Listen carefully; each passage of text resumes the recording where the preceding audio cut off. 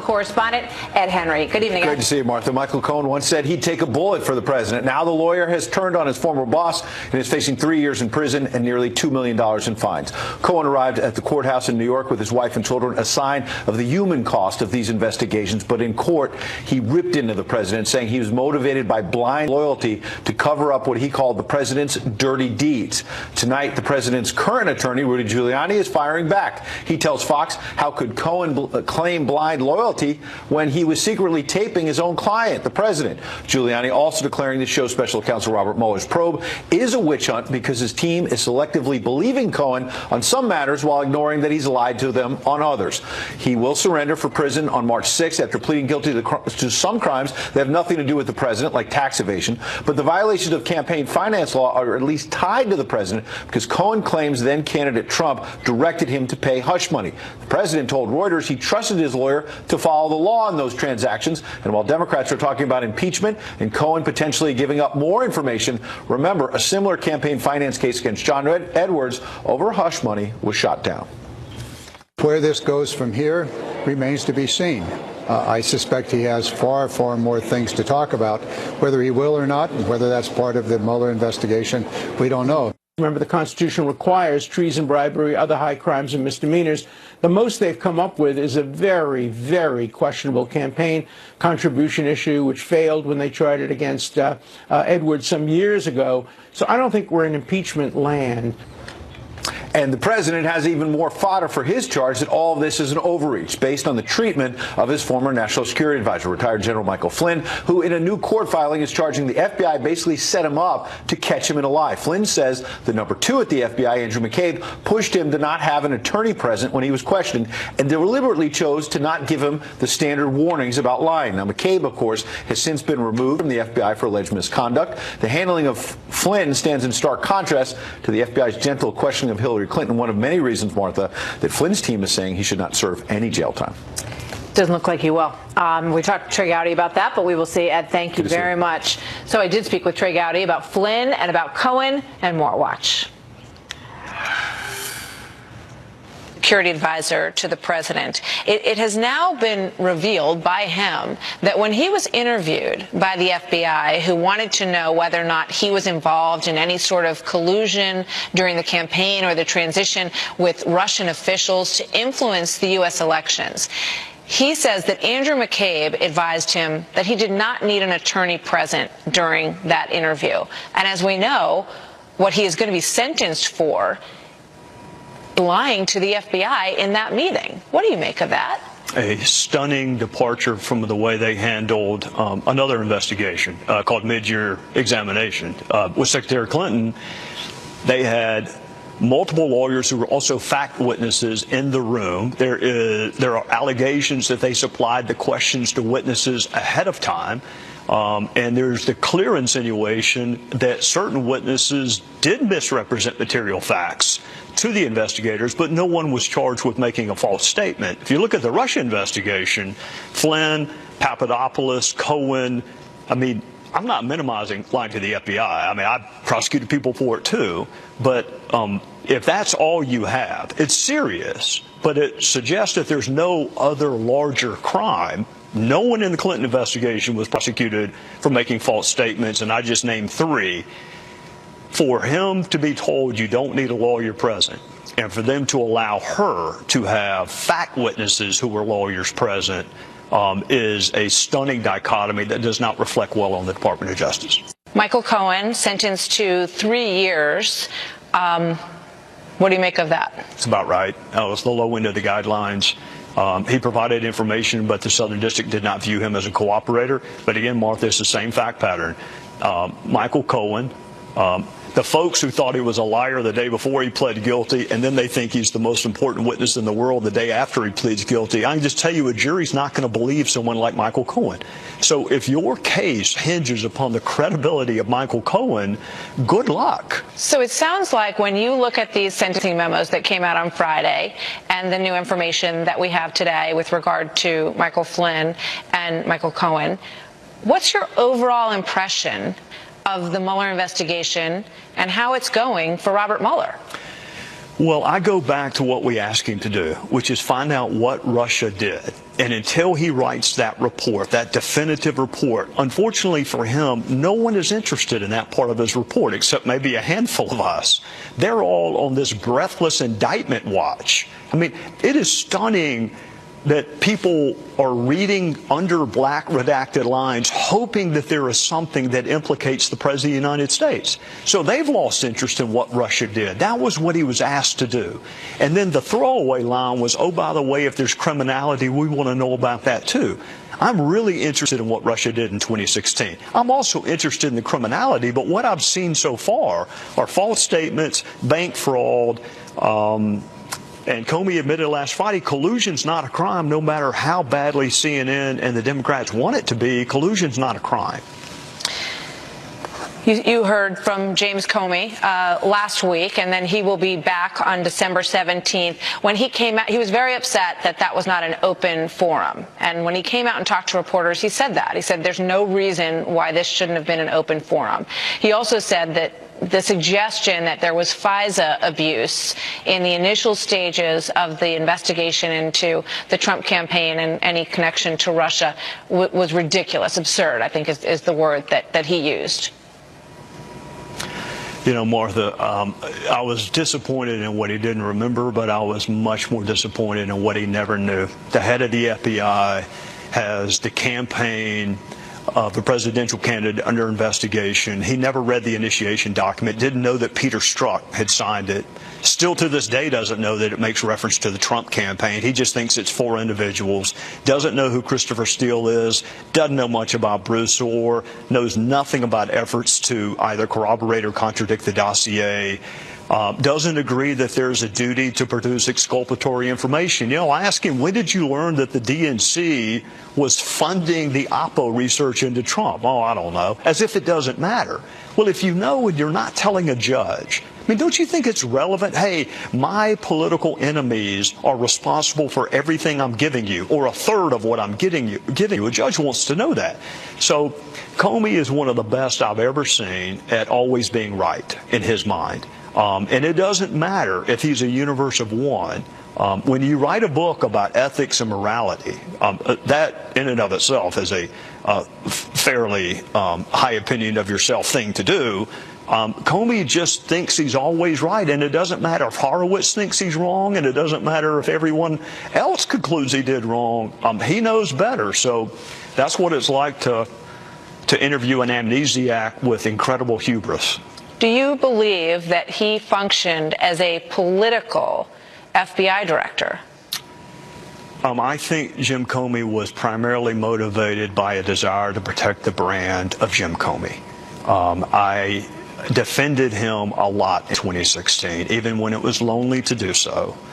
I would still defend him today if I thought he was making right decisions. But he's been so overtly partisan since he left. Not just president, but he wants people to vote Democrat. He wants a Democrat House. He's just become a political flunky. And it's the same guy in this very room that you or I in right now said the FBI doesn't give a hoot about politics. And yet Peter Strzok and Lisa Page and Baker and McCabe, that's who was running these 2 major investigations. And he wants us to believe they don't care about politics. Go read the text for yourself. Go read Comey's Twitter feed and see whether or not he cares about politics. What do you think about President Trump? You met him for the first time. Yes, ma'am. This week. Yesterday. Yes, ma'am. Number one, appreciate him letting me come. I wanted to advocate for John Ratcliffe for AG, and he'd already made the AG pick, but he was kind enough to let me come anyway. Wide-ranging conversation from life in Kavanaugh. The opinion just came out yesterday. Not the opinion, but the denial of cert. Golf. What did he say about that? Well, he asked my opinion, which he did that a lot. He said, "What do you think about it?" And my sense is that Roberts and Kavanaugh did not think those were the right facts to have another hearing on an abortion-related case. And then we morphed into my time as a prosecutor. I actually had a victim become pregnant as a result of a rape. So we talked about exceptions and whether or not I believe in them. We talked about Chief of Staff. We talked about AG. He got Lindsay on the phone at one point so we could talk about it. Was a fascinating. Does he have a Chief of Staff in mind that he seemed to be leaning towards? If he did, he didn't share it with me. As you leave this position, and we see the new Congress coming in, a majority of Democrats on the House side, what do you expect they will pursue in terms of oversight, given the landscape right now? Everything. Everything that their base wants them to pursue, everything that is calculated to disrupt the last 2 years of the Trump, of this tenure in office. And they may be smart enough not to pursue impeachment, although some of them are not. I mean, 60 of them have already said he should be impeached, and Mueller hadn't issued a single finding yet.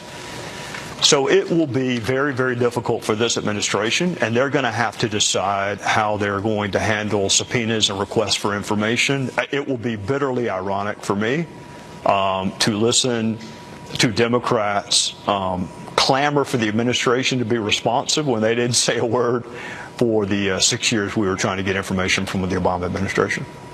What did you think of the scene in the Oval Office yesterday when President Trump was talking about how he wants to build the wall? He said, I'd be proud to shut down the government over the issue of border security. It means that much to me. And Nancy Pelosi and Chuck Schumer very much wanted to take that conversation private, didn't want to debate it in front of the public. For people who like transparency, there it is. At first, I wasn't sure if I was watching Fox or watching professional wrestling. I've never seen. I've been around a long time. I've seen those conversations back in judges' chambers. I've seen them where there were no cameras. I've never seen it like that. And it was clear to me that Leader Pelosi did not want to have that conversation in public. But if you're interested in a framing of the issues, the president believes that the wall is inextricably intertwined to border security. And the Democrats are trying to convince you that they believe in border security but not a wall. What I would love for the president to have asked yesterday is, at one point you voted for the wall. What changed? Why was it a good idea 5 years ago, but now it is xenophobic and racist and not reflective of our values? What, other than the fact that I championed the idea, what has changed? Do you think it was a political mistake for him to say that I'll own that shutdown? That, if that's what you want, I'm happy to own it. I think I think there's a pretty good chance they were going to call it the Trump shutdown no matter what he said. Now, Republicans also need to come up with a response that you haven't spent the money we've given you already. That's a pretty good counter talking point. Right. We gave you 1.6. What have you done with that? So it's going to, I don't think there's going to be a shutdown. I didn't think there was going to be one. I'm not sure right now.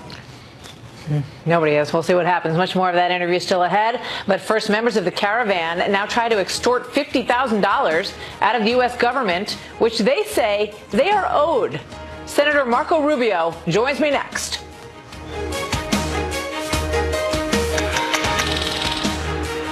The story is brought to you by the Lincoln Wish List sales event.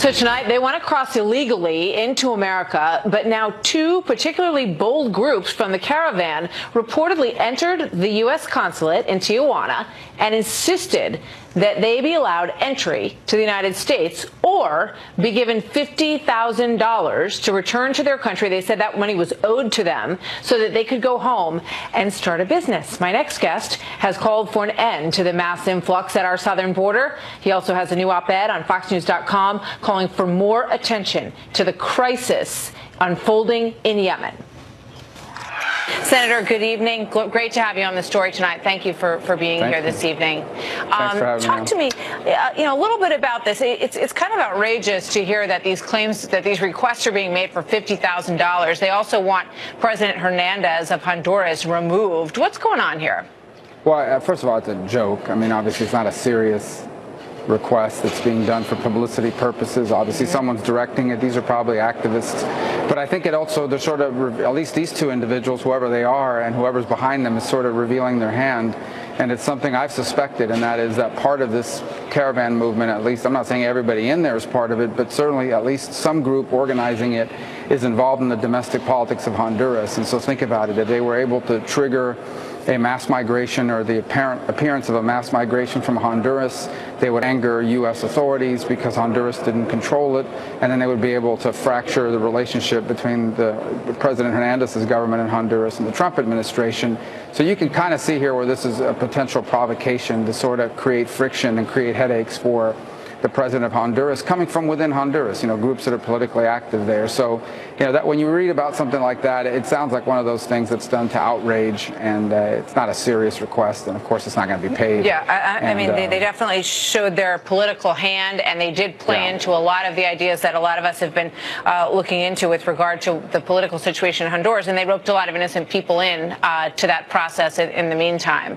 I want to ask you a little bit about the editorial that you wrote today. You say, hold the Saudis accountable with regard to the Khashoggi killing, but don't ignore Iran in Yemen. Explain what you mean.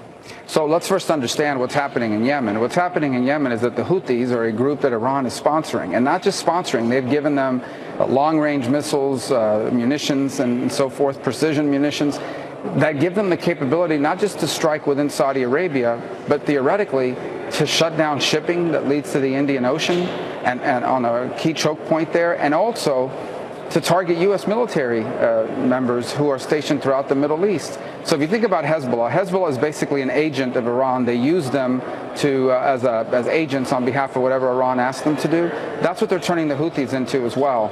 And so if you look at Yemen for a moment, the Khashoggi thing is an outrage, and there should be accountability. I believe the Crown Prince is responsible, and I think we need to take measures in our foreign policy to address that. I mean, as you say, the Khashoggi killing is an outrage, but when you look at the proportion of outrage as it is not applied to what's happening in Yemen, you've got 57,000 people dead, 28 million who are on the brink of starvation, as you write in your piece, and 2.3 million who have been displaced. The pictures that we're seeing are horrific, but there's a lot of people who believe that we should get out of that war in terms of our support for Saudi Arabia. What do you think is the solution before I let you go? Well, first of all, there's going to be a war whether we're engaged or not. Saudi Arabia's going to have no problem buying weaponry from China or anybody else that will sell it to them. And the issue of the humanitarian aid, the key port, there's that one of the key port cities has been shut down. You can't get aid into the country. That's not even the Saudis. That's primarily the Emirates that are involved in that fighting. They're both on the ground and from the air. But also the Houthis. They have shut down 2 of the major 4-axis roads. They have put mines at the entrance of that port. They are as responsible for this suffering, and they're the ones you're going to reward if somehow you take away from Saudi Arabia the capability to fight back. They're going to keep fighting them anyway. Great point. Senator Marco Rubio, thank you very much. Always good to have you here, sir. Thank you. So still ahead tonight, more of my exclusive interview with outgoing Congressman Trey Gowdy, who takes a parting shot at fired FBI agent Peter Strzok. So he is not reflective of the FBI that I worked with, and he is not reflective of the FBI that you and I deserve. My only real regret is that I wasn't tougher on him.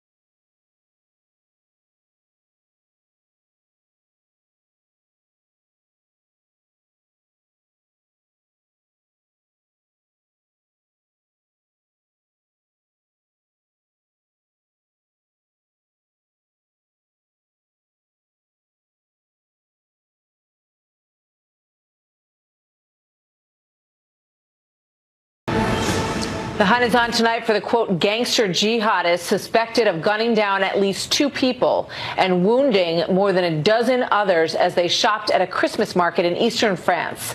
Authorities are now saying that they believe this was terrorism.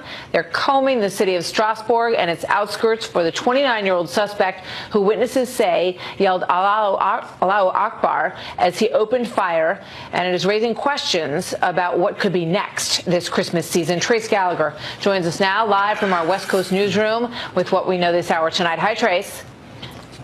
Hi, Martha. The suspect is 29-year-old Sharif Shakat, who's been convicted of 27 crimes starting when he was just 13 years old. Most of his crimes were violent. None were terror-related, though police believe Shakat became radicalized during prison terms in France, Germany, and Switzerland. Shakat is on France's terror watch list and was under surveillance at the time of the attack. In fact, hours before he opened fire on the famous Christmas market in Strasbourg, police raided Shakat's apartment to arrest him in connection with an attempted murder. He wasn't home at the time, but apparently he knew about the raid because when he escaped the shooting location by carjacking a taxi cab, he told the cab driver about police converging on his home and how he attacked the market. Shakat was said to have been wounded in an exchange of gunfire with police, but there is no indication the injury is life-threatening. France has raised its terror alert level and imposed checkpoints at border crossings. Authorities have not said if they believe the suspect tried to flee the country, but there are some 400 investigators following his trail. Still no motive for the shooting and no word on whether the Christmas market was the intended target, but the markets have become past targets of terrorism because they draw big crowds and have ties to religion. In 2016, 12 people were killed at a Christmas market in Berlin when a truck plowed through a crowd. And the Strasbourg market attack last night was also the focus of an al-Qaeda plot back in 2000. Martha. Trace, thank you very much. Coming up next, Republican Congresswomen Elise Stefanik and Ann Wagner say the GOP is at a, quote, crisis level, and they want to be the change that they seek. They are here to explain coming up next.